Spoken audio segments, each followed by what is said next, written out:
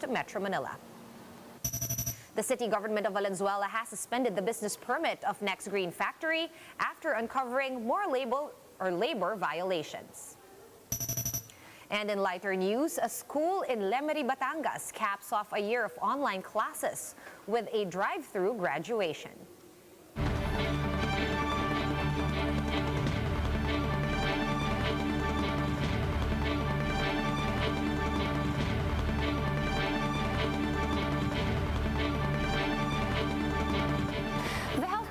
Has vowed to improve inoculation protocols after a video of incorrect vaccination in Makati City went viral on social media.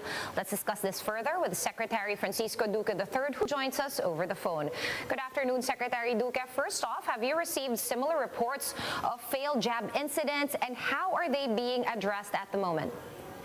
Well, hi. Good afternoon. In behalf of the DOH, the local government units are conducting an investigation of reports of misjabbing or misinoculation, but the DOH is also conducting an investigation by the National Vaccine Operations Center. So we're consolidating all these reports, and we will give the results of the investigation. But by and large, the way we look at it, although short of a concluded investigation, it looks like a case of human error due to overstretched healthcare workers and or vaccinators in the centers. So my advice to our people is that every time they get themselves jabbed, to request the inoculating healthcare worker to show the emptied syringe, because it's not going to take much effort to do that. If somebody jabs you, and then you just say, "Can I take a look at the syringe?" and just to make sure that the inoculator or the vaccinator did inject the full amount in the syringe, and that the plunger is pushed to the limit of the syringe. All right, so noted on that, Secretary. We must check the vaccine site, and as it progresses, we should check if indeed na-press yung plunger. But with regard to that incident in Makati City, take a picture? Yeah. All right, so we should actually push for the selfies while getting vaccinated. Now, with regard to that specific incident in Makati, the investigation, I'm sure, includes this incident. Will someone be held liable? We understand that these nurses are overworked, also inoculating as much as 200 patients per day, and that leads to human errors. But insofar as holding someone accountable and liable, how will this work, Secretary? Well, we leave it to the local government units, no? And in their judgment to decide whether they should just reprimand them as a penalty, especially if it's the first time and no record of misbehavior or misdeeds that are deliberate have been committed. So there is a basis for whatever penalty is to be imposed. There is an admin code where a schedule of penalties is presented, but respecting that these individuals must have due process. Even when somebody files a complaint against them, then the disciplining authority must always bear in mind that these people will have to respect the right to due process. All right, Secretary Duque, a slightly different topic. The FDA actually reported a number of COVID-19 cases among those who have already been fully vaccinated. Can you tell us more about these cases? Are they mostly mild cases? Yes, I think they're only just very mild reactions, so nothing serious. By and large, the overall benefit outweighs the risks of any major or serious side effects compared to the risk of getting COVID for an unvaccinated individual, where the risk is higher. And if you are an elderly individual, the risk of getting severe to critical COVID infection is high as well, and may be a real threat to life of the infected individual. All right. So the vaccination is still the best protection. In the midst of our still low vaccination coverage, the minimum public health standards will have to be complied with as strictly as one can possibly follow. Wearing a face mask, face shield, physical distancing, and proper hand washing, avoiding poorly ventilated areas.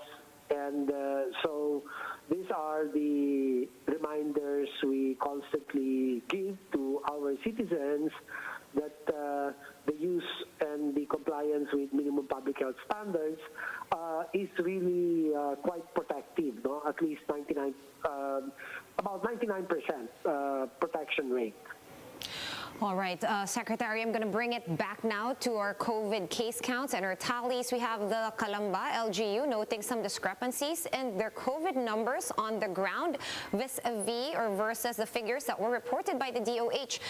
What do we know so far about the COVID situation, particularly in Calamba, and how do these discrepancies happen? Well, maybe the data has not been validated by the LGUs. So the process is that the case count is done via submission of the reported cases in a local government, by the local government unit.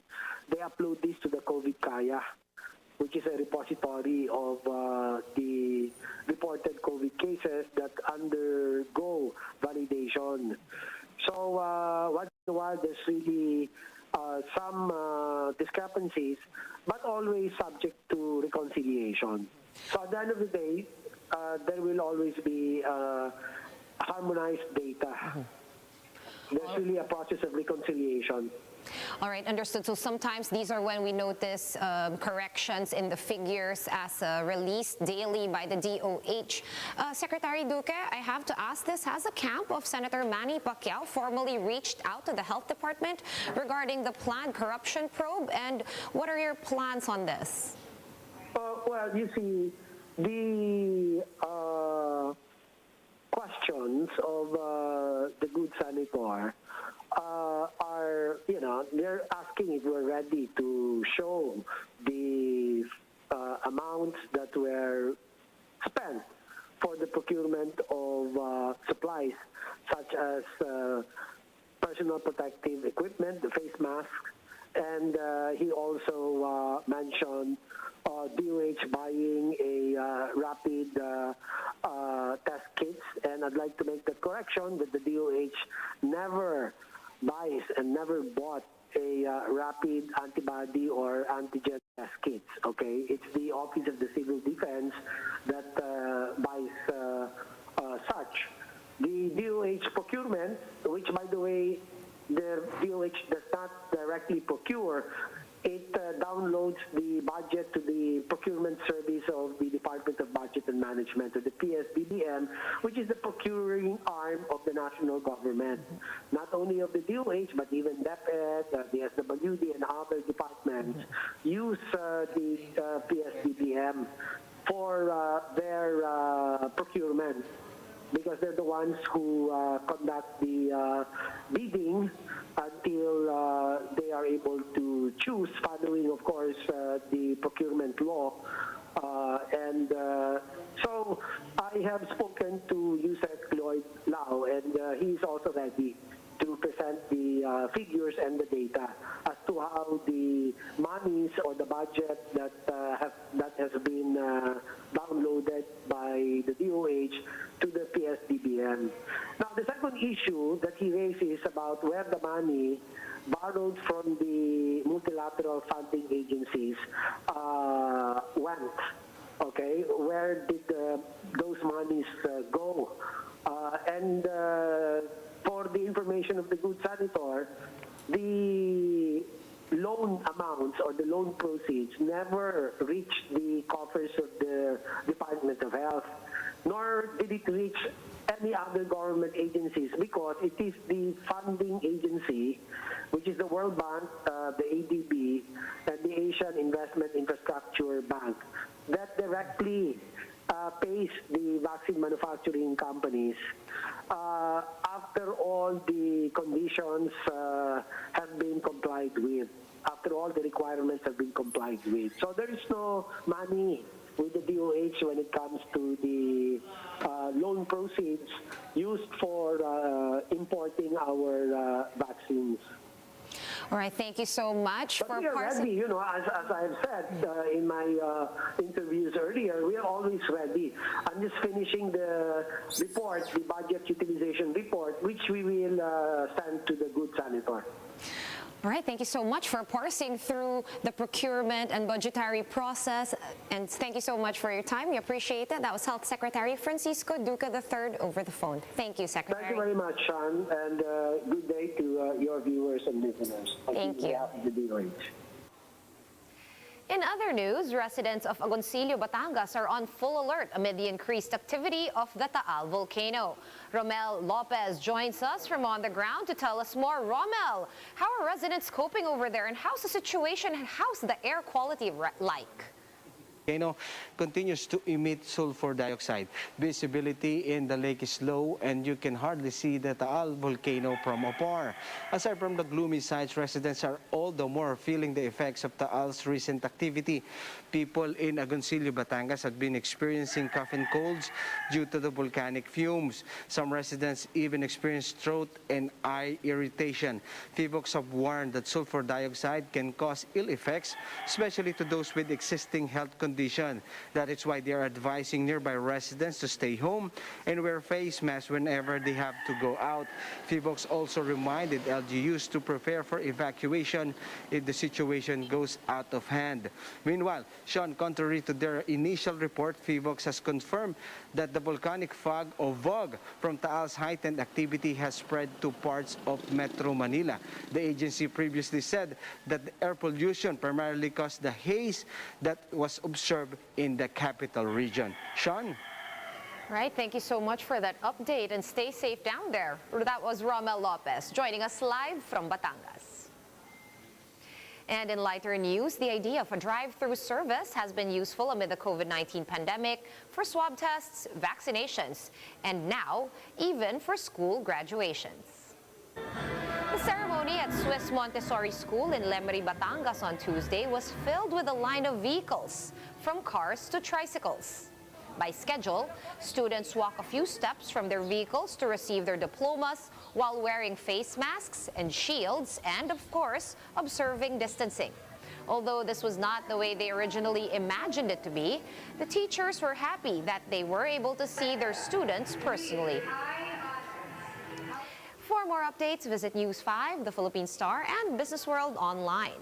Visit our website, onenews.ph, for more in-depth analysis. You can also catch One News on the Signal Play app. Register for a free account at www.signalplay.com and stream One News live anytime, anywhere. Mask on, wash hands, and stay safe, Philippines. I'm Sean Yao. We are One News.